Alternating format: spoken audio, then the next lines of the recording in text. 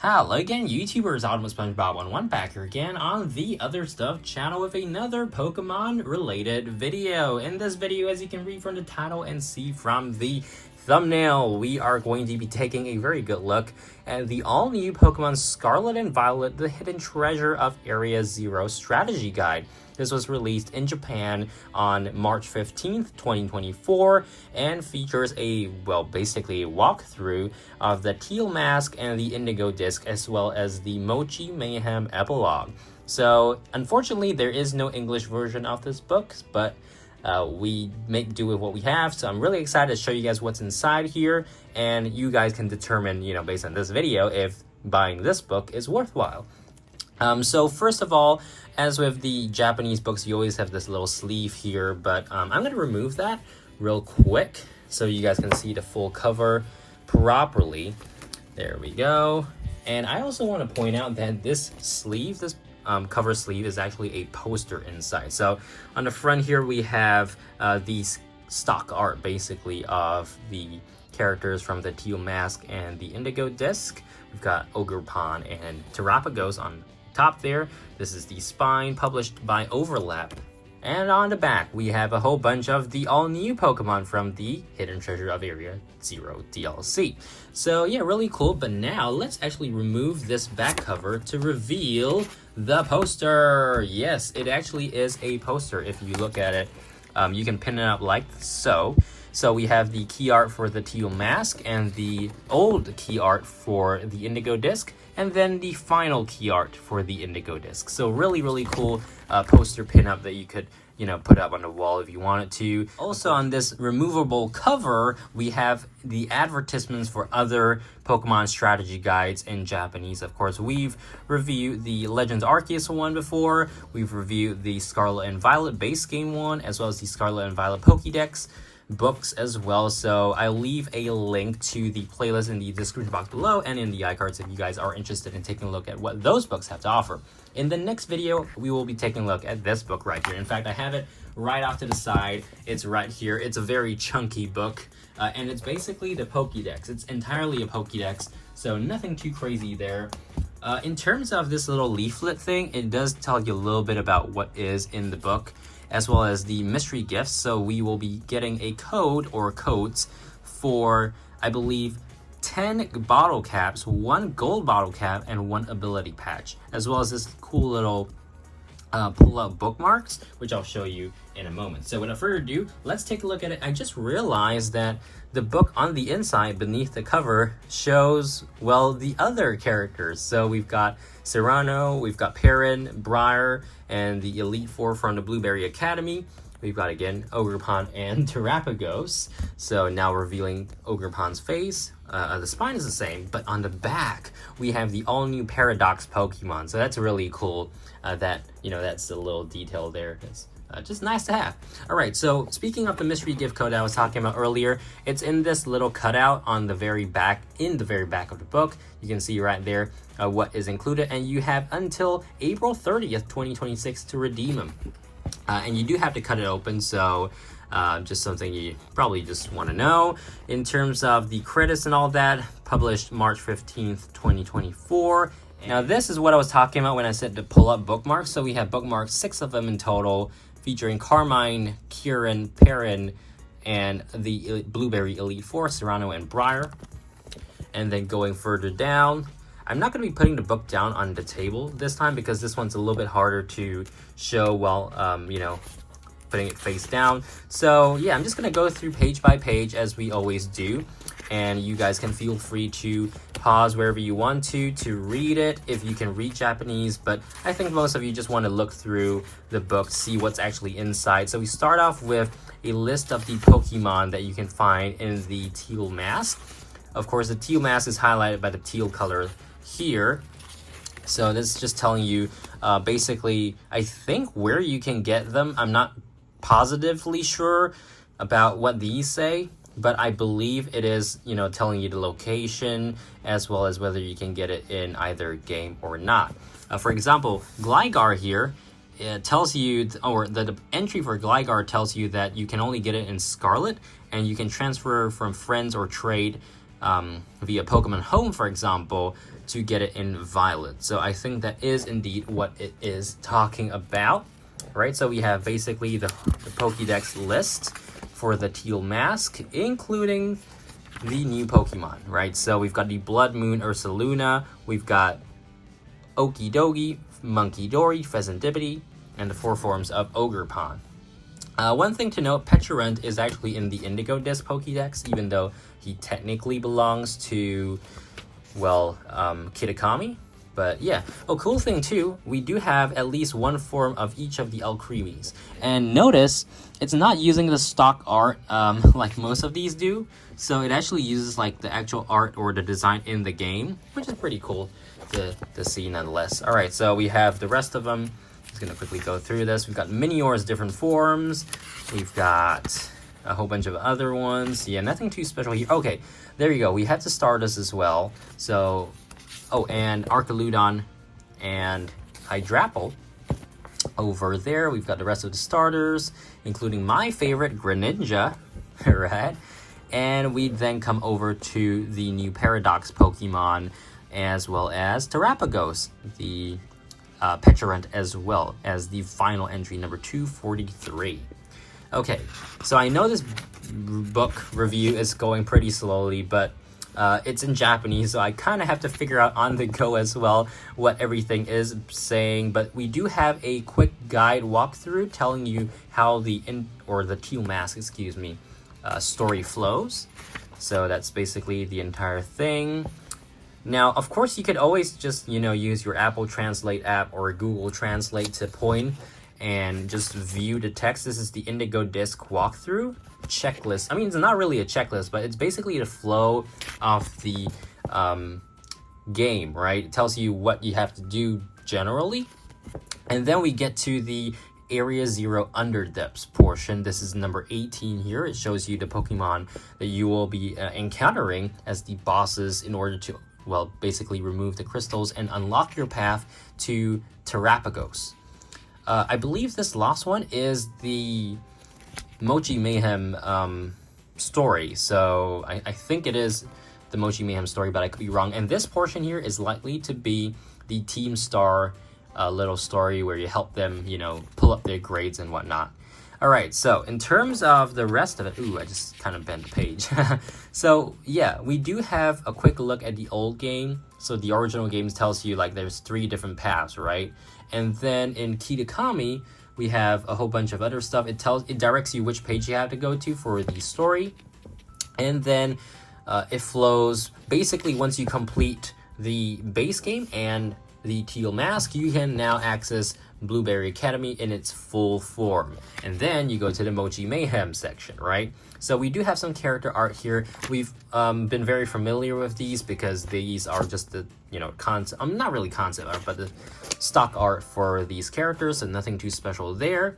And then we come to the Teal Mask portion. So if you actually look at the book here, they are segregated pretty clearly to tell you what's what, right? So we'll go through section by section. We're starting out here with a map of Kitakami and, telling you all the different locations within Kitakami.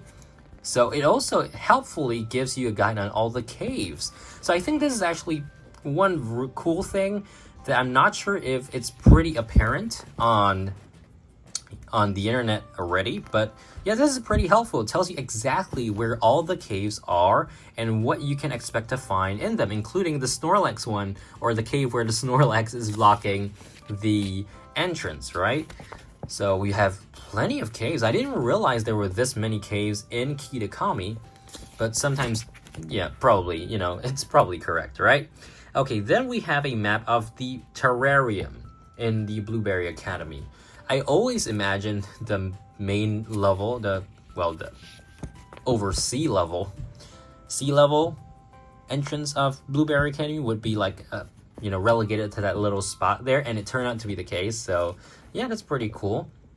All right, so we do have caves for the terrarium as well. This is actually more helpful because we do have pretty huge cave systems in the Chargestone Cavern, and totally forgot what was the other one actually, but the one that is in the coastal biome. Its name, well, I'm really forgetting stuff right now, so I could probably search it up, but nah. Alright, we do have a map of Paldea as well, with the top right corner still grayed out.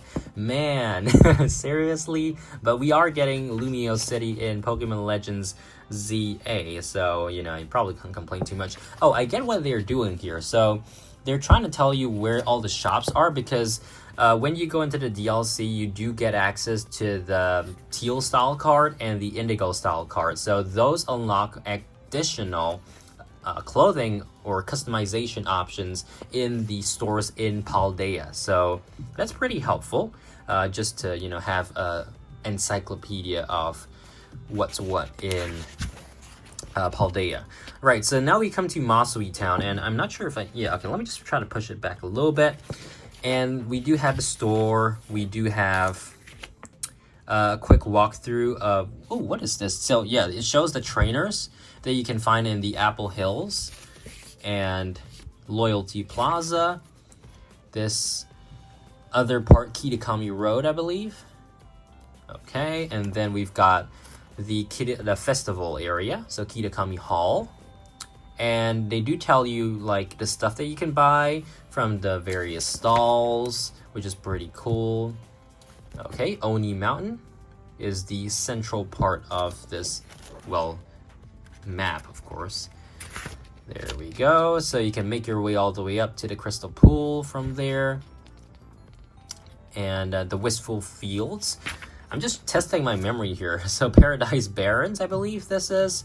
And then, oh, okay. Yeah, I totally forgot what this one was. But yeah, it's basically the cave that you can get down through to encounter Pheasantivity. Okay, we've got the Kitakami Wilds as well. And what is this? I forgot. Man, I should probably go play Scarlet and Violet again. I have just put it on the backseat. I've only been doing the raids because those are limited time events. But oh, and by the way, these are the 6 different fly points. You can just like talk to the sign basically, and it'll activate a fly point, which is always helpful. Okay, so yeah, as I was saying, we're just gonna go through this because I'm not really. It's basically the walkthrough. Man, we really should have this in English as well. I mean, the material is literally there. All you have to do is license the thing and, republish it in English. But unfortunately, that's not the direction the Pokemon Company International is intending to take. So yeah, we get to the part of walkthrough where we go to the Crystal Pool and all that. I'm actually curious to see if this has the content beyond the epilogue, right? So you get the book from Briar, the Hidden Treasure of Area Zero book from Briar, and you bring it to the Crystal Pool to meet either Professor Sada or Turo later on before you get that finalized loading screen. So yeah, I wonder if that actually is in here. This actually tells you about the new emotes that you can use for your photos. I think that's kind of one of the lesser used features that, for me at least, Herba Mystica here as well. How to get the Herba Mystica from the picnic guy. And then the Ogre Ousting's Shiny Munchlax reward. So yeah, very nice. It does give you a guide on the how to play Ogre Ousting. We do have the Kitakami Ogre Clan, fellas. So basically telling you all their moves and what types you can use to beat them. Right, so we've got a total of, I believe, 7? Wait, no, there's more than 7, right? There's 8. All right, there's 8 of them. 8 of them in total. I keep thinking there's like 7 Kitakami Ogre Clan fellas, but no. Then we do have the Perrin quest as well, basically taking photos in the Timeless Woods to encounter the Blood Moon Ursaluna. We also have an encounter with Jacques, our homeroom teacher. And then, oh yeah, and this is the one where you basically pay 1,000 or a million Poke Dollars in order to get the fleshy Jinbei. I just realized there isn't a portion here to tell you about the Glitterati. Either that or I missed it. I'm not sure. But yeah, don't forget the Glitterati, guys. The one that, I still remember the launch day of the Teal Mask, and people were frantically trying to figure out where the glitterati were like traveling to. It was pretty funny, and I actually managed to find help out someone on YouTube finding it for the first time on stream, so that was pretty cool. I believe it was the Area Zero crater edge location. I think, yeah, that was the last one, the very last one, where they were trying to get into Area Zero. Okay, very cool here. We do have a cool little guide telling you all the designs. You know, if you're going into the game blind, of course, this is really helpful. But given that this guide launched basically 4 months after the initial launch of the Indigo disc, and over 6 months now since the launch of the Teal Mask, I mean, I'm pretty sure this is targeted at Pokemon fans generally. I bought it, even though I've completed both parts of the DLC and the Epilogue. But it's just for my collection. It would have been much more helpful if this actually came out alongside the games. I'm not sure if the guidebooks ever came out alongside games before, but as far as I can remember for Legends Arceus and Scarlet and Violet based game, they did not. These are all the teams that you can encounter when you battle them via the League Club. Alrighty, so now I think we're getting to the proper terrarium. Oh, Sinclair! So this is where you get a synchro machine. And the Savannah biome. Right, so it gives you guide on the Pokemon that can appear there. I wonder if they specify the Stellar type spawns, you know? Because technically you're not supposed to know about the Stellar type forms until you, or the Wild Stella Terra Pokemon until you beat the story. So it'll be interesting to see if they do highlight it here. And of course we have a look at all the trainers. Yeah, so this is the cavern I was talking about. Oh wait, is this the cavern? No, this is the... Well, oh, it is the cavern. Yeah, that's the cavern I'm talking about. Totally forgot what it was called, like Torchlit Cavern or something. Oh, well. And we have the canyon biome. So the canyon biome is inhabited by all of these Pokemon. And of course, we've got the leader Amaris. Now for the polar biome, of course, Drayton is the leader here. We've got Minior. I mean, it's pretty cool, pretty fresh that... Oh, Charged Stone Cavern here. Pretty fresh that Drayton actually, like, acknowledges the fact that people just, you know, try to sweep through the game with over-leveled Pokemon. And he's like, oh, you gotta use Pokemon for my trial that you caught in this terrarium. And that kind of took me by surprise, because I was just trying to speedrun it as fast as possible on the first try.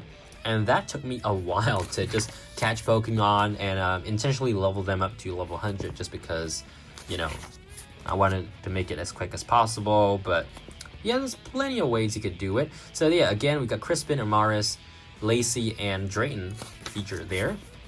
So these are their trials, or their elite trials, excuse me, and their teams. So yeah, pretty cool. Definitely something you can't really speed through. I remember before the Indigo disc actually released, you know, there was... oh, look at Kieran there. He looks like dazed and creepy. Yeah, so we get to go to Area Zero once again. And then we get the Terrapagos part. Very, very cool. Honestly, I wish we got a little bit more information about the lore behind Terrapagos, because it felt like the caverns in the hidden, or the Area Zero Underdepths, were really cool. And it felt like there could be so much more to discover in there, but it ended up just being empty. Like, aside from items, it just was empty. The design was great, but there should have been more, you know, like parchments of paper stuck around, or more books, or just, you know, signs from the ancient people in there, I guess, you know, telling or informing you of some lore, and we never really got that. What we did get, however, was Meloetta. So the mythical Pokemon Meloetta can actually be encountered. In fact, it just tells you the location, like right there, and then it tells you to spin around for like 10 seconds. So yep, 10 seconds over there, and then you should hear the relic song if you use the sepia filter as well. Okay, then we've got the canyon, or excuse me, not canyon, but the flying, right? The flying time trials.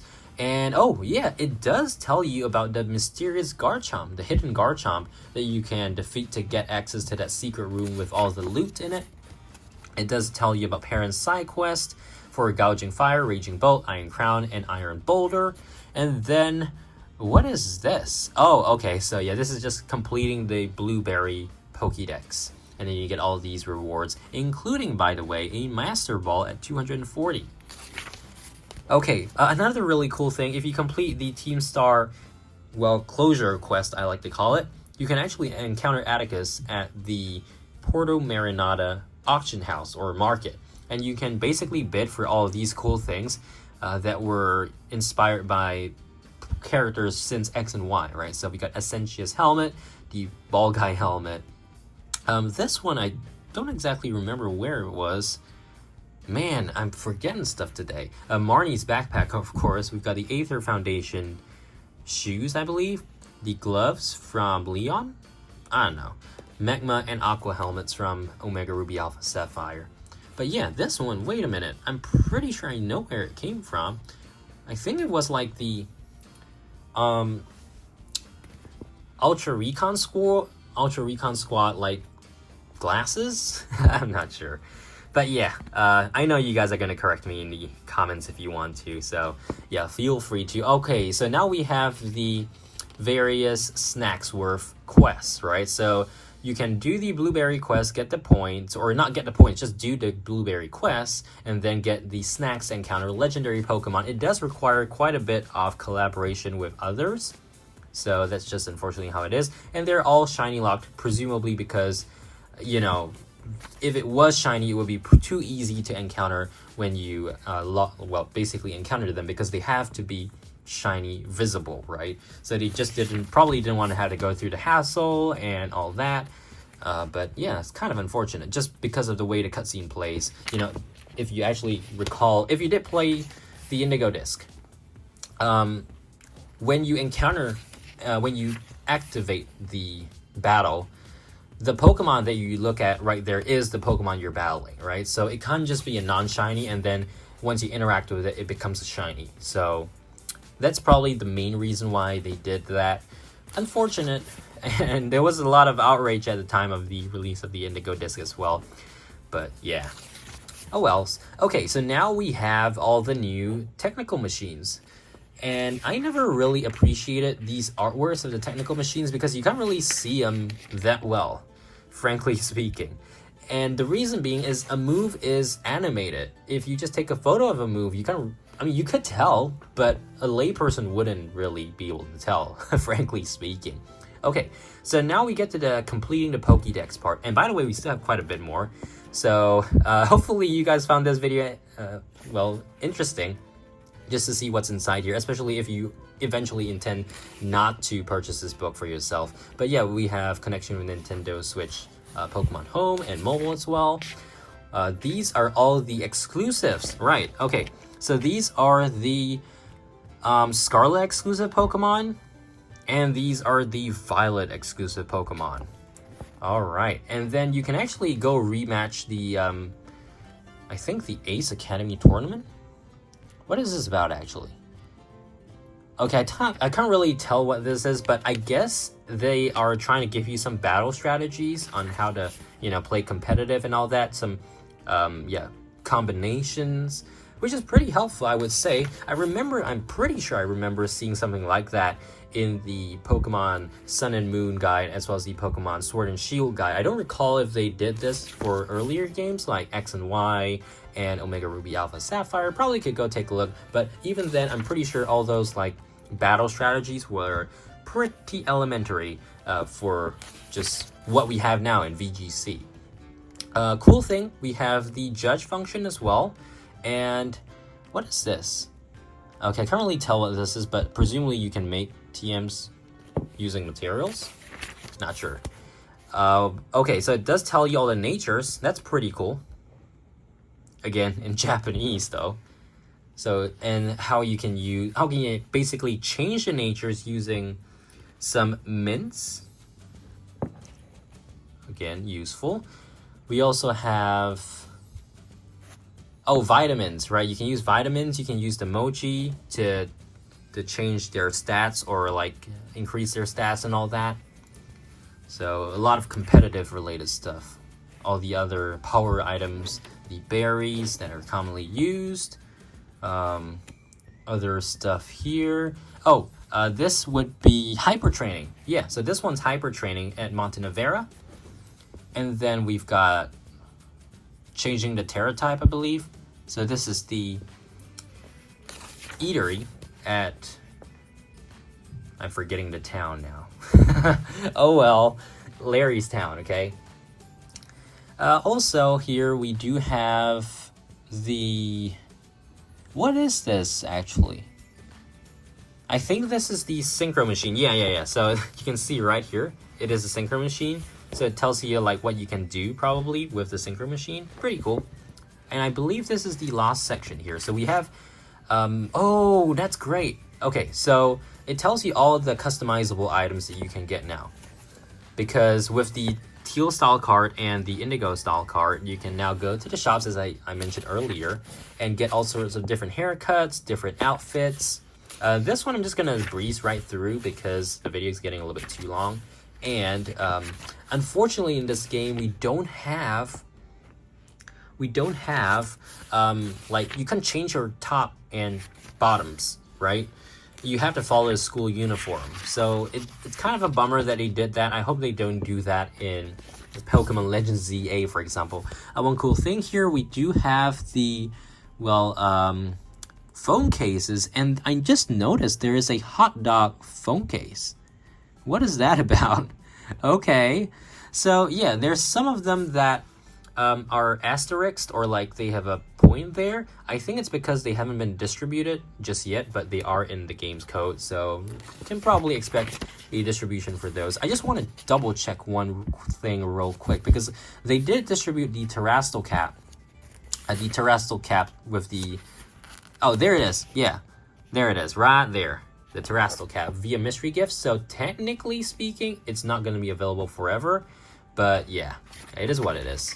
Okay, then we come to, yeah, this is the concept art. So I think I want to give you guys a better look at this one. So first of all, we've got the Kitakami outfit. We've got the bag, you know, for ogre ousting and all that. Carmine. And then, oopsie. I'm gonna go slow on this one. Okay, Kieran. We've got Kieran again. Briar. And Perrin. So we've got our uniform at Blueberry Academy. So I believe this is the spring one. This is the summer. This is the autumn, fall, and this is the winter. We've got the backpack. I really like the Blueberry Academy backpack. Even though I changed out of the uniform, I still kept the bag because it's just cool. We've got the crazy Kieran art over there. We've got Crispin. Ooh, Crispin is cooking up some grub. Amaris, Lacey, and Drayton. All right, so yeah, so those are Elite Fours. We've got, oh, Giacomo, Mela, Atticus, and sorry, I'm forgetting your name. Oh well. Also, I'm forgetting her name too. I can't believe it. I can't think right now. Oh well, never mind. Probably will remember. Okay, we got some move lists here as well. I think we're gonna have an item list. Yeah, there we go. We got the item list. So nothing too special there. We've got the cool forms. Oh, so these are the legendary or special encounters, right? So we've got in the Teal Mask, the Blood Moon Ogerpon, the 4 legendaries. In the Indigo Disc, we've got the Paradox Pokemon, Terrapagos, Petulant, and Meloetta. So they do point out that that's an encounter you can, encounter. And then, of course, all these snacks were legendaries. We've got a type matchup chart, a classic. This has been in at least X and Y, the guidebooks that is. And then an advertisement for the Pokédex, which we will be taking a look at in the next video. All right, so that brings us to the end of our guidebook review for Pokemon Scarlet and Violet, the Hidden Treasure of Area Zero's strategy guidebook. So I hope that this video was informative, showing you guys actually what is in this book, and now you can make a decision as to whether you want to add it to your collection. So that's all for this one. Make sure to subscribe, like. Thanks for watching, guys. I'll see you guys in the next Pokemon video or anything else here on the Other Stuff channel. Bye! bye.